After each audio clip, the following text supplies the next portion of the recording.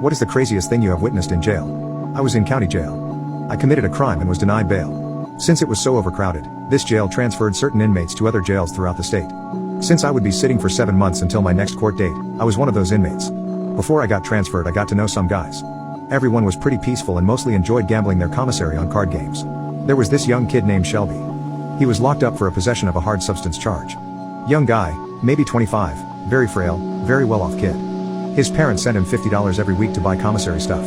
You can buy a metric ton of ramen noodles for $50. He did, and he loved to gamble it away. He paid his debts and all was well. My day comes to be transferred. Since it's a Wednesday, the inmates tell me I am most likely going to Pelham County Jail. They tell me to be careful because it's a messed up place.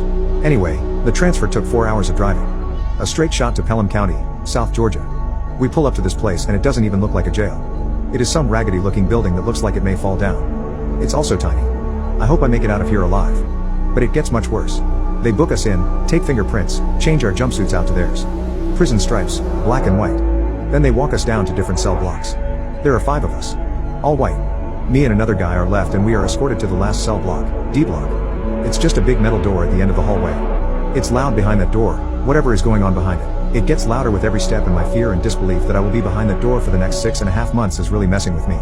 We get to the door and it opens. Immediately the opening is filled with faces asking for things. I need a phone call, let me get some nail clippers, when is the nurse gonna be here? Just questions and requests. Not one of those faces was white. It was all black heads, gold teeth and face tattoos. You can only imagine what was running through my mind. I thought to myself, well, I'm screwed. Better put on my battle shoes. I walked in and there were cells lined up against each wall, 5 on each side. The other white guy I came with is way ahead of me, almost at the end of the cell block, looking for an empty bed to claim. I'm holding all my stuff, just beyond the threshold of the main door, just kinda looking around, not knowing where to even begin. Did I mention it's loud as fuck in here? All of a sudden to my left I hear, "Hey white boy, get in here." I look and it's a massive white dude, older, and he is laughing. Thank God. I pretty much ran in there and threw my stuff down. We introduced ourselves, he gave me a cigarette and welcomed me to the cell block. Gave me the rundown and we were cool. I'm kind of a big dude, 190 pounds, and I'm in really good shape. I suppose I looked like I could mess something up, so no one messed with me or my cellmate. He was about 52, covered in tattoos, and was in the Outlaw Motorcycle Club. He was there for trafficking substances. Some weeks go by and I see it's pretty rowdy. There are a few fights, nothing serious, but for the most part if you mind your own business, you're fine. But these are a bunch of savages. This one black guy keeps trying to talk to me. He was in for murder and he told me his story. He was homeless and ended up ending this other guy with his hands over some substances. He seemed alright at first, but I could tell instantly that he was a little off. Like he had mental problems. He was in pretty good shape for being homeless. Good genes, I guess. The thing was, one day he said some weird shit to me, something along the lines of, "You're a good looking fella, you shouldn't be in a place like this." It's when he said that and the way he said it that I knew he was gay. I distanced myself. A few weeks later, on a Wednesday, our door pops open just before dinner and in walked a few white guys from the county jail I was in before this. Well, Mr. Shelby walks right by my cell without even noticing me, fixated on his dire situation of being in this place. He knew he was about to be eaten alive.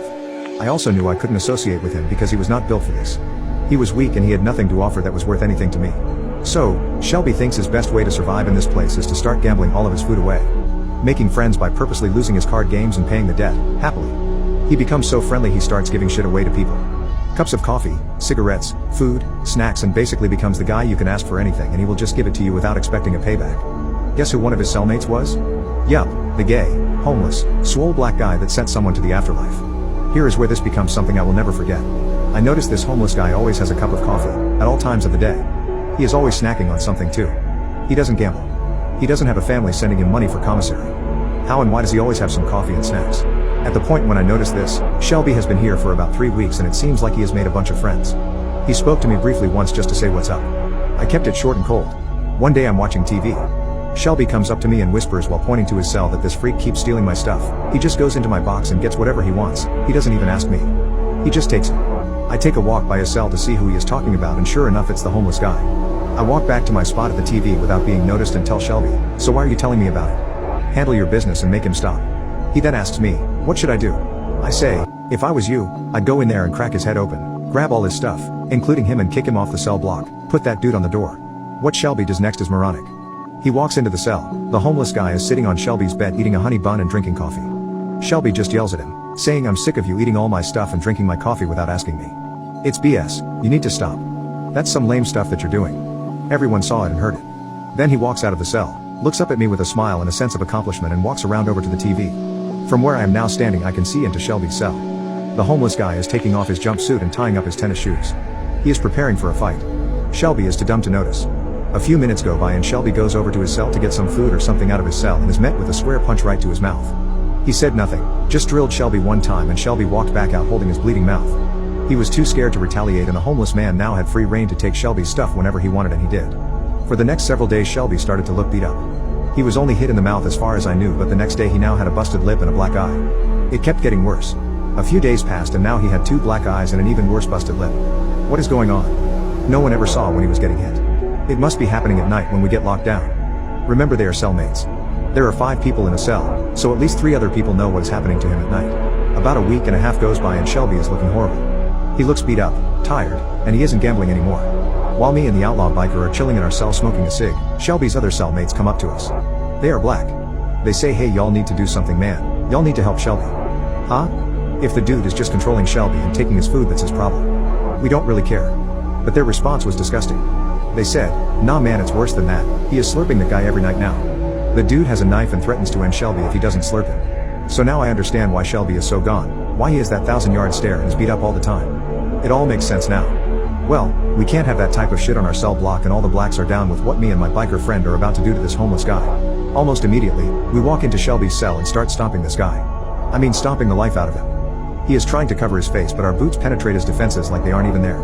All of our anger at this justice system, all of our rage at how we are treated by the corrections officers, every ounce of anger is taken out on this dude. You want to force this kid to slurp you? You're a predator? Not now. Now you belong to us. Shelby is there curled up on his bunk bed watching. I notice this homeless guy's teeth are missing and there is fluid coming from his eyes, mouth and nose. Not just a little, he is leaking. The other black guys are saying to stop, that we might kill him. I don't want a life charge so I stop. My friend doesn't. I start grabbing all of this guy's belongings, dragging it all to the front door of the cell block. I dump all of his belongings into Shelby's cell. It all belongs to Shelby now. We rip the homeless guy's shoes off of him. They are Shelby's now. We strip him down clothless and drag him to the front door of the cell block.